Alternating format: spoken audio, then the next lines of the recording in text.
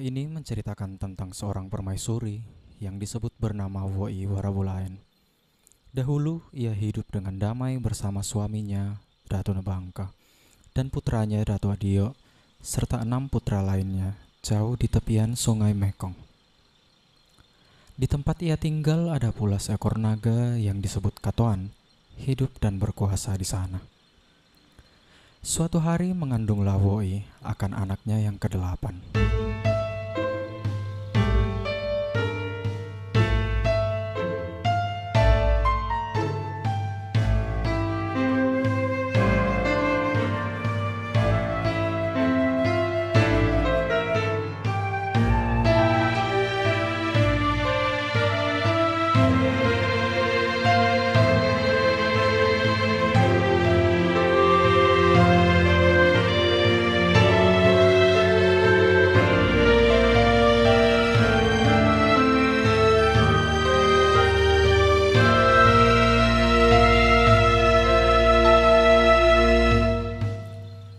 Sebagaimana biasanya, ia pergi ke sungai untuk membasuh diri.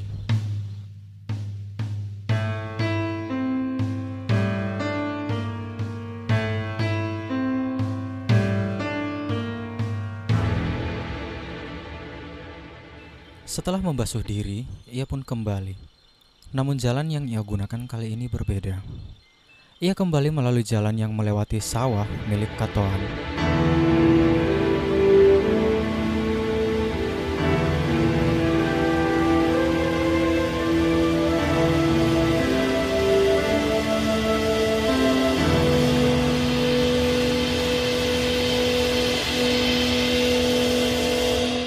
Padi ini sepertinya akan bermanfaat untuk anakku, pikirnya. Hingga kemudian dipetiknyalah 3 bulir padi dan dibawanya pulang.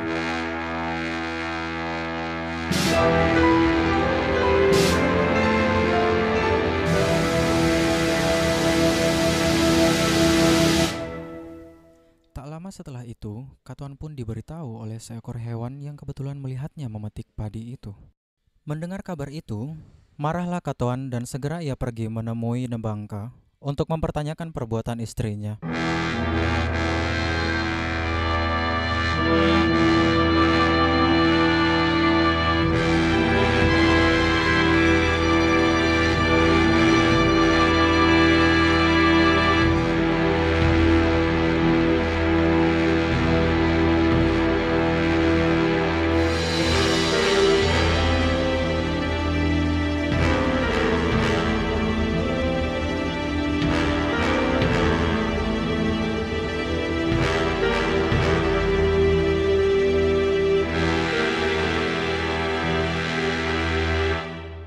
Mendengar perkataan Katoan, Nebangka merasa malu dan kecewa.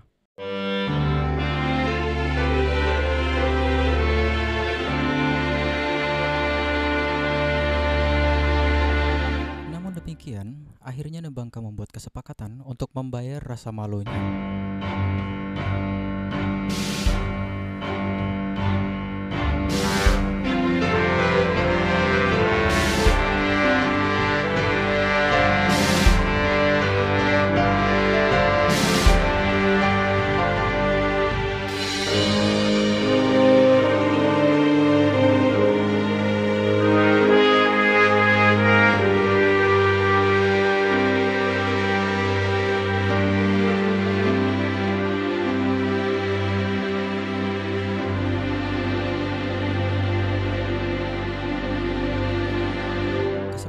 Terjadi antara Nebangka dan Katoan dengan menghukum Woi. Demikian kata Katoan. Bila kelak kau melahirkan seorang putra, maka anak itu akan dibunuh, sebab dia akan menjadi sakti dan akan mengancam keberadaanku. Namun bila yang lahir adalah seorang putri, maka aku akan mengambilnya setelah ia berhenti menyusui. Mendengar keputusan itu, Adio, sang putra sulung, merasa tidak terima dan memutuskan untuk memihak pada ibunya.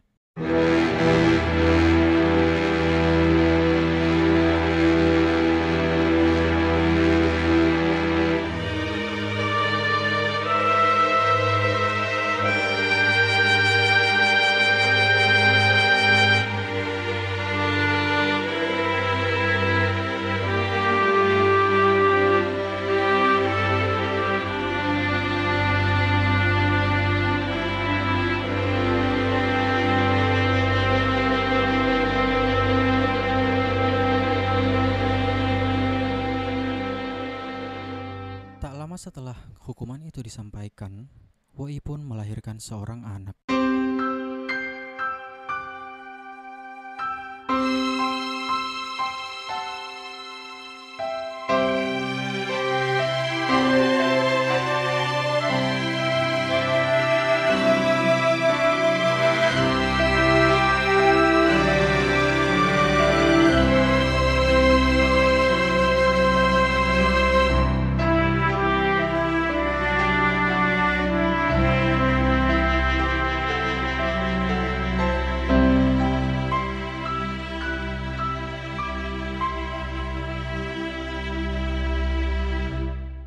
Dan lahirlah seorang anak perempuan yang diberi nama Ninio.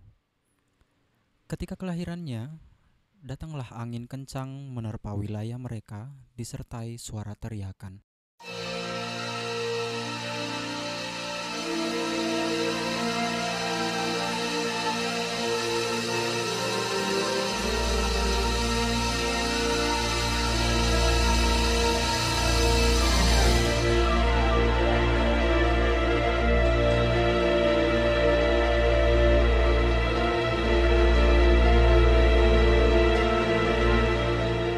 Menyadari bahwa itu adalah perbuatan Katoan, Adi pun datang kepadanya dan menyuruhnya diam karena teriakannya begitu mengganggu.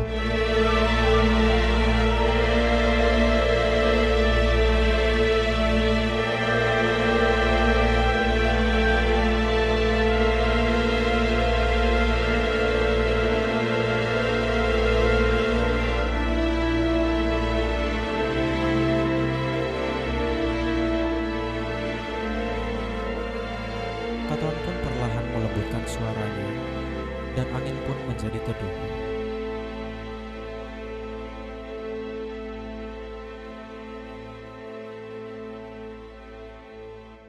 Dengan lahirnya Ninio, Adio mulai memikirkan rencana untuk melarikannya. "Ibu, kita akan membuat perahu untuk melarikan diri bersama Ninio," katanya.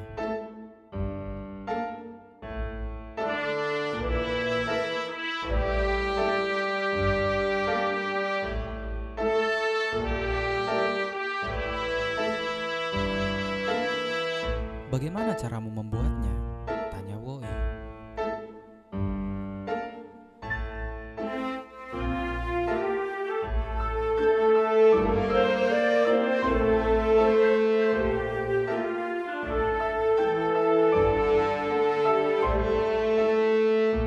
"Aku akan membawa Ninio untuk membujuk Katoan agar dia membuatkannya," jawab Adio.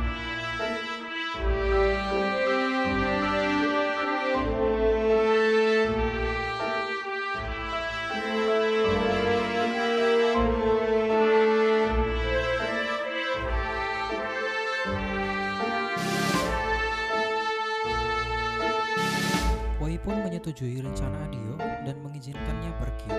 Kemudian pergilah Adio bersama Ninio ke pantai.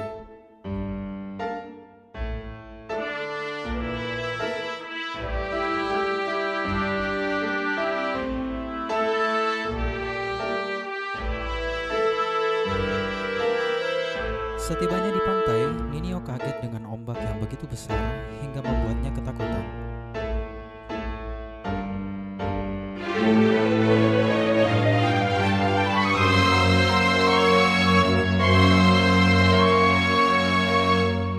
Ninio menangis ketakutan, dan ketika itu juga muncullah Katoan di hadapan Adio.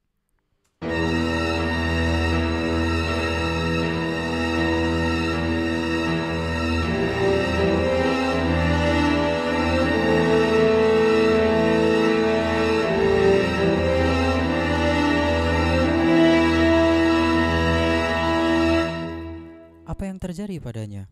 Apa dia sakit? Apa dia lapar? Apa dia terjatuh? Tanya Katoan. "Dia ingin dibuatkan perahu. Kau buatkanlah sebuah perahu besar untuknya," jawab Adio.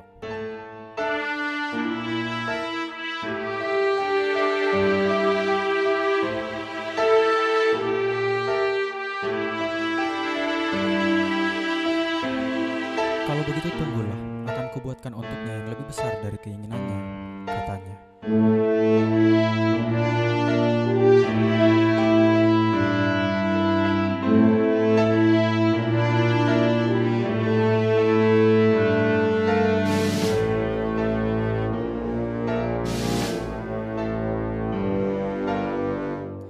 Dia pun pergi dan langsung memerintahkan seluruh hewan di daerah kekuasaannya untuk membuat sebuah perahu layar yang besar.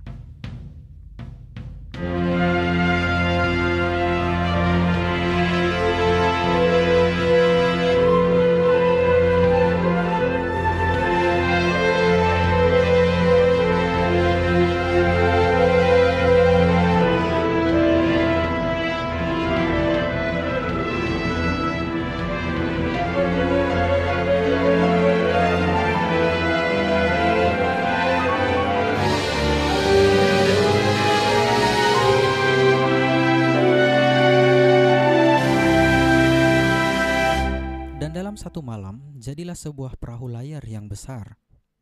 Dilihatnya bahwa rencananya berjalan dengan baik. Adio melanjutkan rencananya.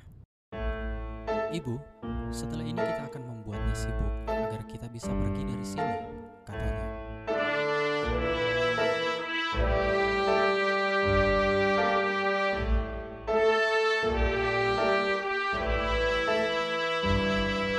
Bagaimana caramu mengakalinya? Tanya Woi.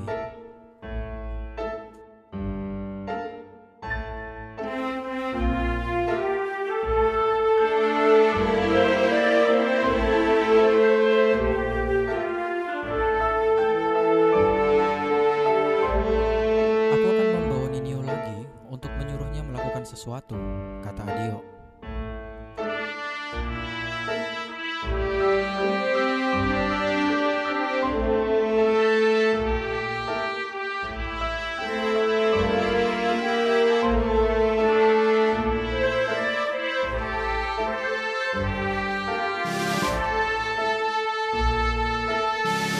Woi pun menyetujui rencana Adio dan mengizinkannya pergi lagi. Kemudian pergilah Adio bersama Ninio ke sebuah kolam yang kering.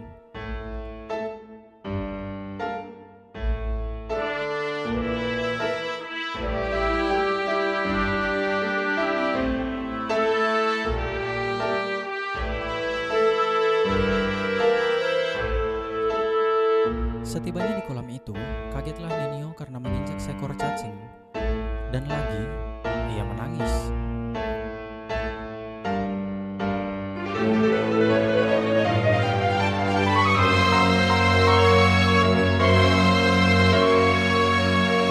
Lalu muncullah Katoan di hadapan Adio.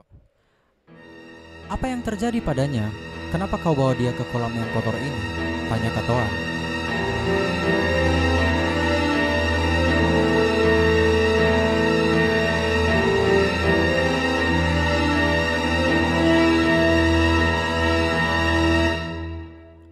Dia meminta untuk mandi di sini. Kau bantulah kami. Penuhilah kolam ini dengan air untuknya, jawab Adio sambil memberikan sebuah keranjang padanya.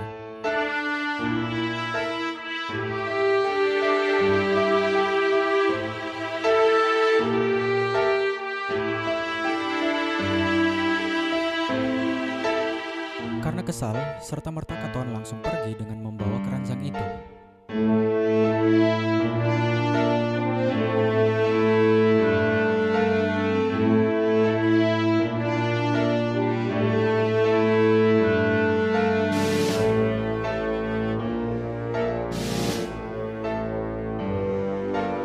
Tibalah ia di tepi sungai dan mulai mengisi keranjang yang dibawanya.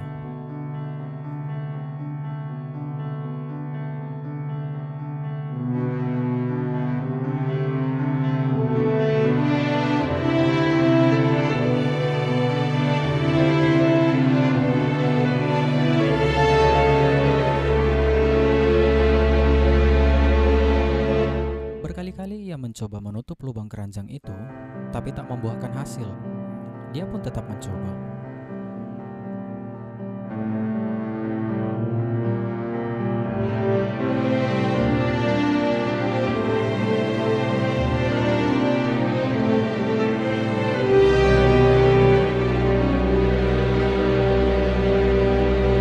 Hahaha, angin bisa kau buat, api bisa kau buat.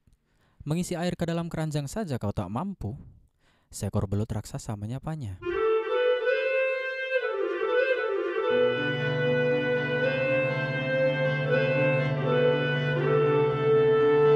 Hei kawan, Bantulah aku mengisi air di keranjang ini untuk memenuhi kolam tempat mandi putriku, pinta Katoan kepadanya.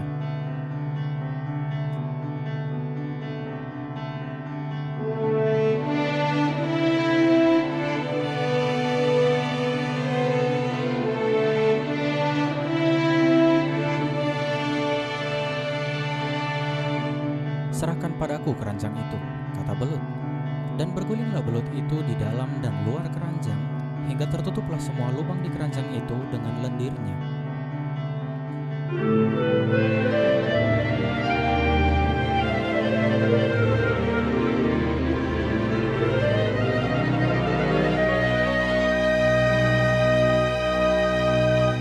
Dan selesailah masalah Katoan.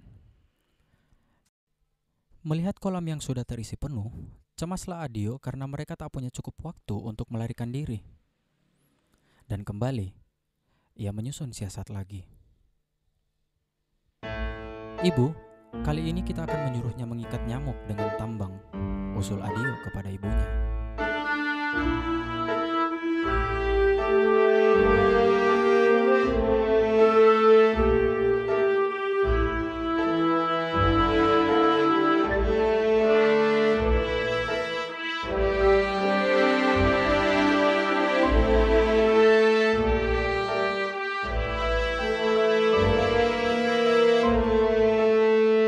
Sambil berharap, Wei langsung mengiyakan rencana itu.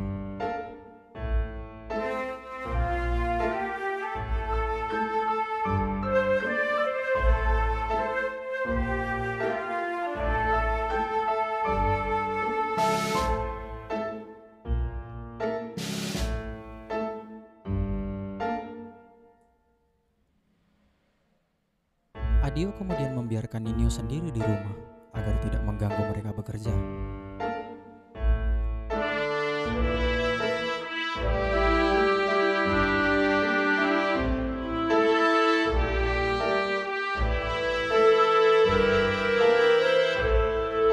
Dengan sesuka hatinya, Ninio naik di atas kursi dan meja. Namun tiba-tiba jatuhlah piring makanan dan mangkok air. Pakaiannya pun basah dan tertimpa makanan. Menangislah dia.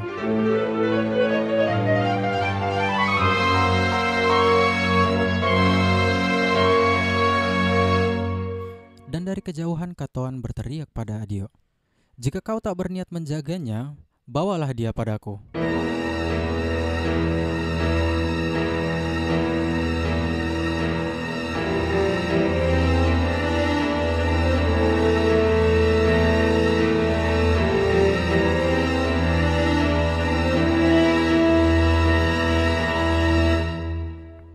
Adio menjawab, "Berhentilah mengeluh. Dia hanya ingin bermain. Kau ikatkanlah seekor nyamuk untuknya," katanya, sambil memberikan seutas tali tambang.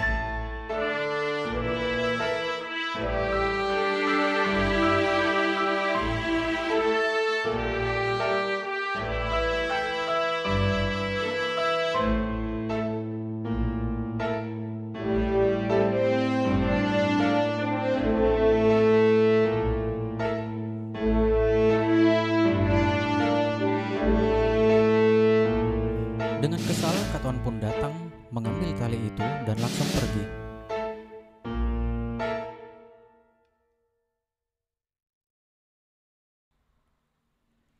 Katoan kini kebingungan dengan nyamuk yang harus ia ikat. Karena itu, ia pun menyuruh hewan-hewan yang lain untuk mengikat nyamuk itu.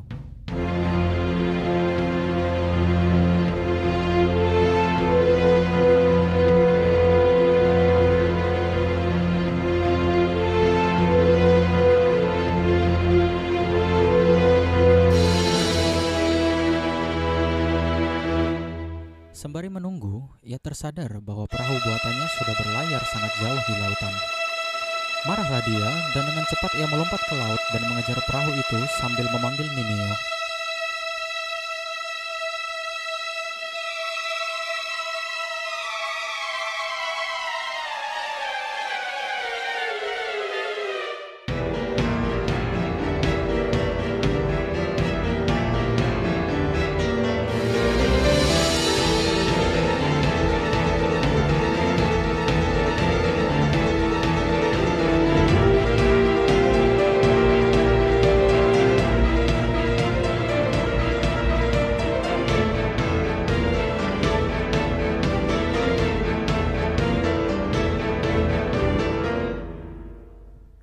Setiap teriakannya membuat laut bergelombang besar dan angin pun bertiup ke arah perahu itu.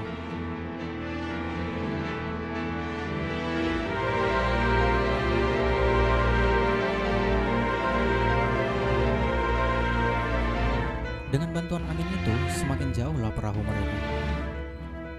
Tibalah Woi dan anak-anaknya di Pulau Palawan. Mereka bersembunyi di sungai selagi Adio pergi ke gunung.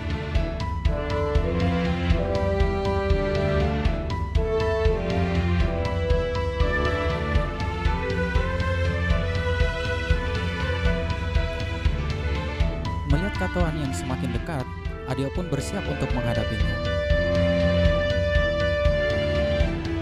"Di mana putriku?" tanya Katoan.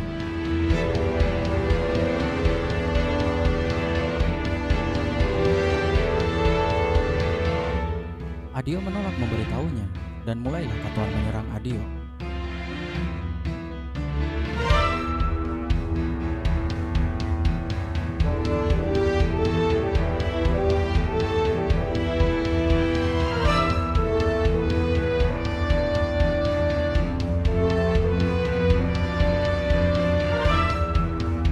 Namun Adio berhasil menahan dan menjatuhkan Katoan. Di sisi lain, melihat orang-orang di pulau itu berlari ketakutan, Woi pun berisyarat kepada Adio untuk meninggalkan pulau itu.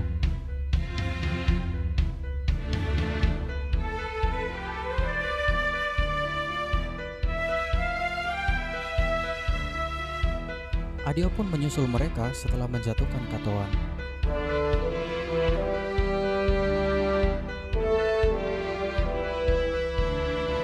Mereka pun berlayar begitu jauh hingga akhirnya mereka bertemu dengan seekor buaya raksasa di Pulau Karakelang.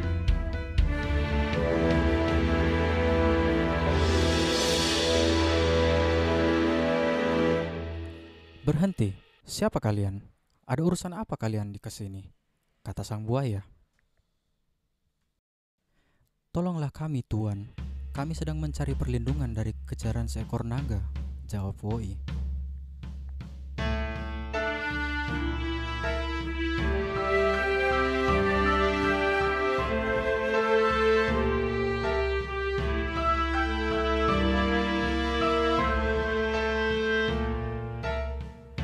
"Oh, kalau begitu pergilah ke gunung.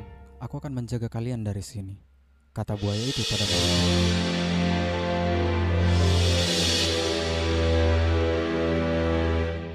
Demikian sambil berterima kasih, mereka pun berlabuh dan langsung menuju Gunung Piapi.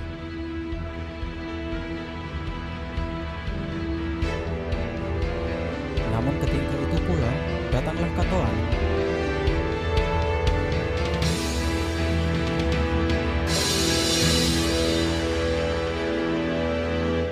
"Minggirlah dari situ." Katoan pun bertemu dengan sang buaya.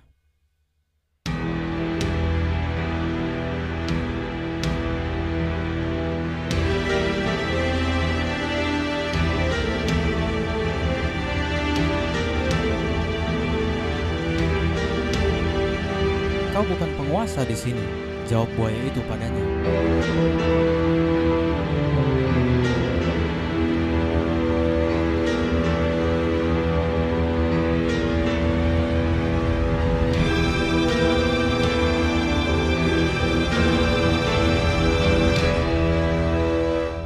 Karena geram, Katoan pun langsung menghempas buaya itu hingga mati terlempar ke puncak Gunung Piapi.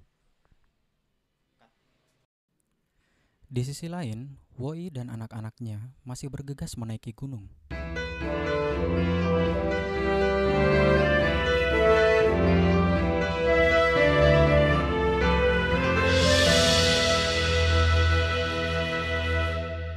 Hingga akhirnya mereka bertemu dengan seorang tukang besi.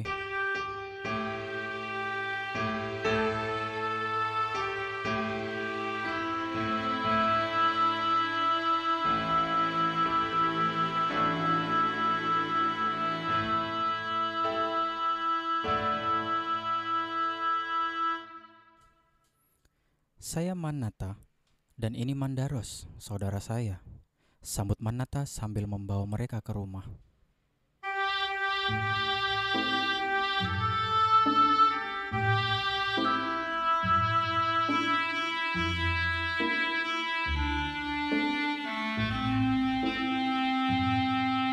"Siapakah kalian ini dan dari mana asal kalian?" sambungnya.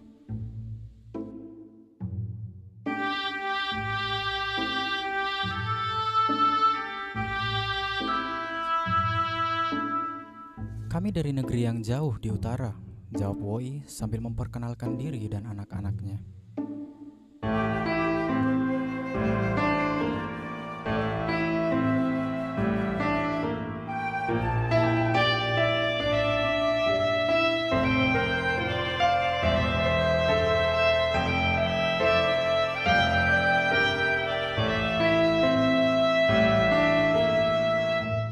"Tentu kalian kelelahan, beristirahatlah di tempat yang nyaman," kata Manata kepada mereka.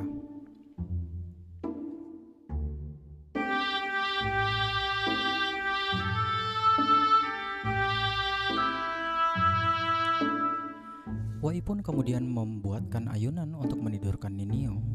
Di saat Adio dan saudara-saudaranya pergi berjaga-jaga di sepanjang tepi sungai karena berpikir bahwa itu adalah jalan yang paling mungkin dilewati oleh Katoan.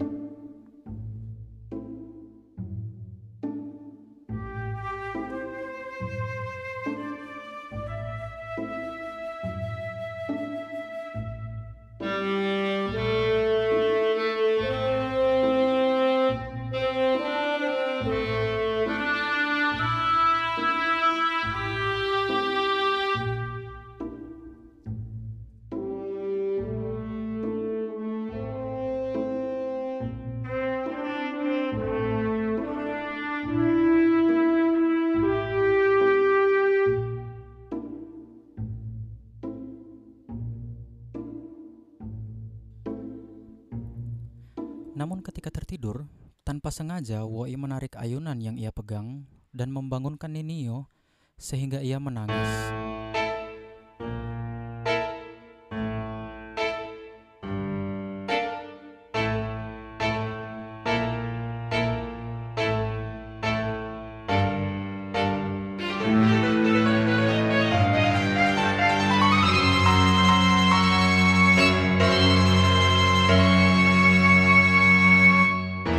Mendengar tangisan Ninio, Katoan pun langsung bergegas menuju tempat suara tangisan itu berasal.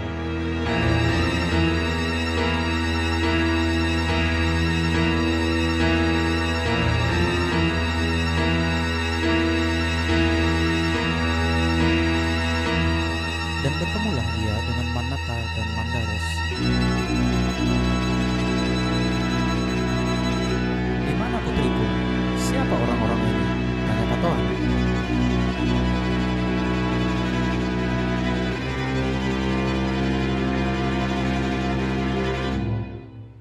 "Tenanglah dahulu, kita bicarakan ini baik-baik," bujuk Manata.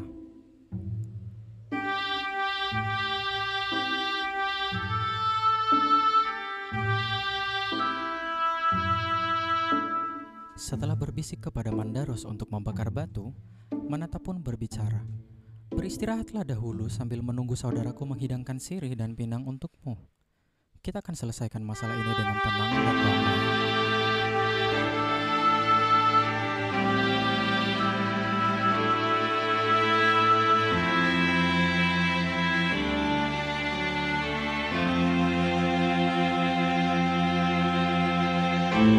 Melihat kebaikan Manata, Katoan pun menurutinya.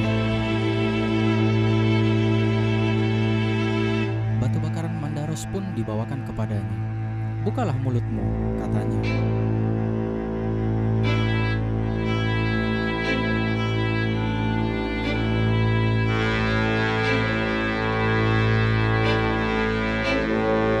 Dibukanya lah mulutnya lebar-lebar dan masuklah kedua batu panas itu ke dalam mulutnya.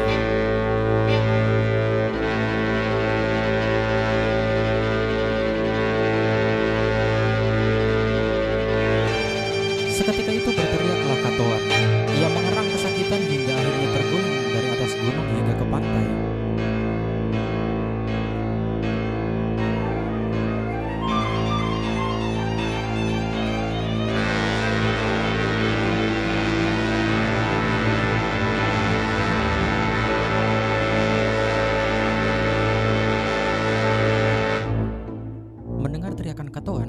Adio dan saudara-saudaranya langsung bergegas kembali dan menuruni gunung untuk melihat apa yang terjadi.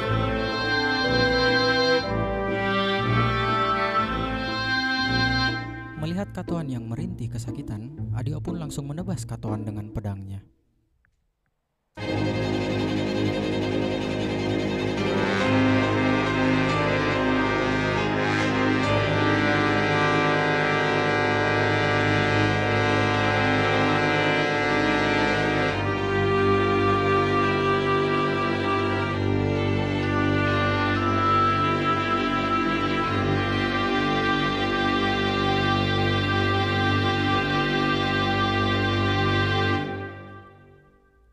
Dan berakhirlah perjalanan Woi dan anak-anaknya, hingga akhirnya mereka tinggal bersama Manata dan Mandaros di Gunung Piapi dengan tenang dan damai.